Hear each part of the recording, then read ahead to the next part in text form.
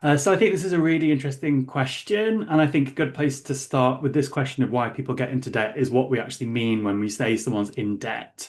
So when we talk about someone being in debt, usually we're not just referring to the fact that they owe someone money.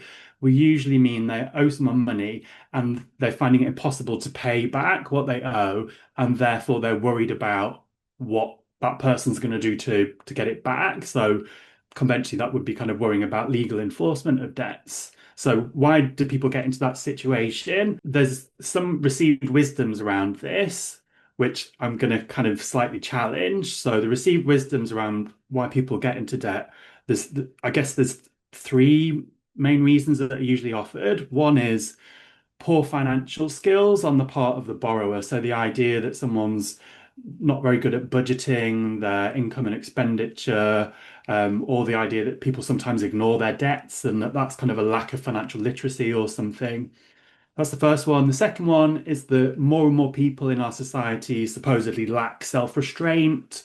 So they lack a sense of kind of deferred gratification about spending money beyond their means, or if someone offers them credit, they lack self-restraint in accepting that credit without thinking about the long-term consequences. And then the third reason that's often given is like unscrupulous business practices. So the idea that lenders might lend in a predatory or irresponsible way and lend to people who they know can't afford to repay. So these three reasons, I think, give quite a limited understanding for why people get into debt.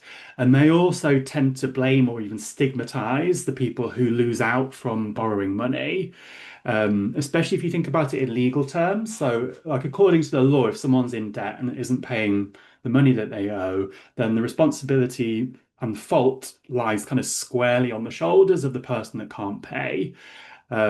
So there's limitations to those quite simplistic ideas of understanding indebtedness.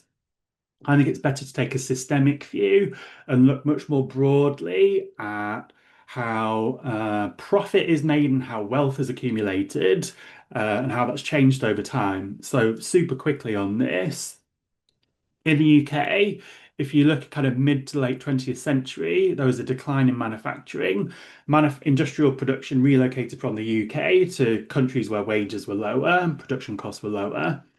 And so what happened in the UK around that time was that there was a shift towards finance as a source of economic growth and as a source of profit. And when I say finance, I just mean kind of making money by lending and borrowing money. So finance became a more central pillar of our economy. This was helped by removing legal restrictions on lending, so removing a cap on interest rates. And there was an expansion of lending to households since the 1980s, especially, and in particular with groups who had previously been excluded from household finance. So, working class households, people with poor credit ratings, single women, and racialized minorities. Um, since the 80s, were kind of increasingly included in the world of finance. They increasingly had access to finance. Alongside this, simultaneously, wages were stagnating relative to the cost of living. So we've gone through a cost of living crisis in recent years in the UK, but this is just the culmination of a much longer process over 40 years or so. And I can illustrate some of this with my research. So in my own research, I spent 18 months living on a housing estate where many people were on low incomes and many people had debt problems. And this was really a way to try and understand what it's like to experience debt problems. The people who lived on this estate generally found that wages were not enough to live off. So there was work available and many people were working, but they couldn't afford to make ends meet using whatever wages were there. And as a result, people borrowed money to make ends meet, as well as sometimes claiming benefits or doing cash in hand work. But I'll focus on the borrowing part.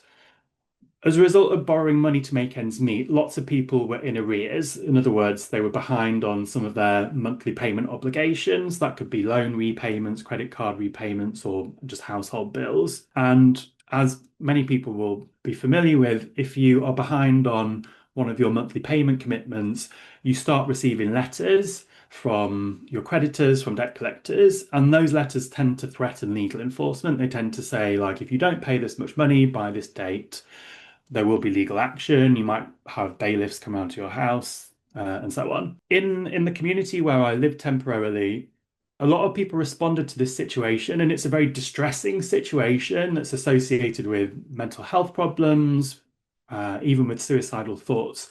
In the community where I was living, people responded to the situation by ignoring their debts. So if a debt collector phoned them, they might hang up the phone or just not answer it in the first place. Or if they received these letters through their door threatening legal enforcement for not paying debts, then they might just throw the letter away or stash it somewhere, thinking they'll just deal with it later. And even in kind of more extreme situations, if a bailiff visited that person's house, then the person might pretend that they weren't home or hide from the bailiff. So going back to the question of why people get into debt, with this practice of ignoring debts, there's usually an assumption that ignoring debts makes it worse. So we hear this with policymakers, with professional debt advisors, and in the media, that if only someone had tried to deal with their debt problems sooner, they could have kind of nipped it in the bud and prevented it from turning into that situation that I called being in debt, where you owe money and you can't repay it, and so you're worrying about enforcement. So there's usually an assumption that ignoring debts can be a cause of debt problems. However, I found something much more complex and sometimes even the opposite of that situation. I found that many people experienced anxiety, worry, sleeplessness, even depression, mental health issues when they were trying to deal with their debts head on.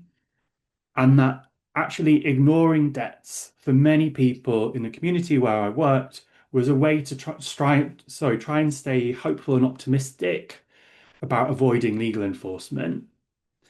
What's more, many people actually did this successfully, so to speak. So many people ignored their debts and managed to avoid repaying their creditors or managed to refuse repayment without actually being forced to repay, without being taken to court, without having bailiffs come to their home and seize any possessions. And this kind of makes sense when we look at the wider credit industry. So we know from research on the debt collection industry that debt collection businesses routinely give up on trying to collect money from what they call non-performing debtors. So people who already aren't paying or who aren't answering the phone. The debt collection businesses often make a kind of business call that it's just not worth expending resources on trying to collect any money from those people. And also in Britain, in legal terms, any debt where there's been no payment or contact from creditors for 6 years becomes legally unenforceable. In other words, many people do manage to get away with not paying their debts without having any legal consequences. And because of this, I would argue that ignoring debts, rather than always being a cause of people being in debt, ignoring debts can sometimes be a solution to debt problems. So again, if you think about debt problems as not being able to pay and worrying about enforcement, ignoring debts often enabled people to reduce or even get rid of that worry of debt enforcement, and in practical terms, sometimes did enable people to refuse to repay what was being demanded. A really short caveat that I'll add to this, just to finish off, is that I'm not kind of advocating in practical terms that this is like a really sensible approach if you do have debt problems. That's not my kind of interest here. I'm not trying to advise people one way or another what to do if you've got debt problems. But what I am saying is many people in the UK and beyond are already doing this, and we tend to blame them. We tend to label them as being irresponsible when actually it's often effective, and that kind of blame or stigma reinforces the inequalities that debt can create.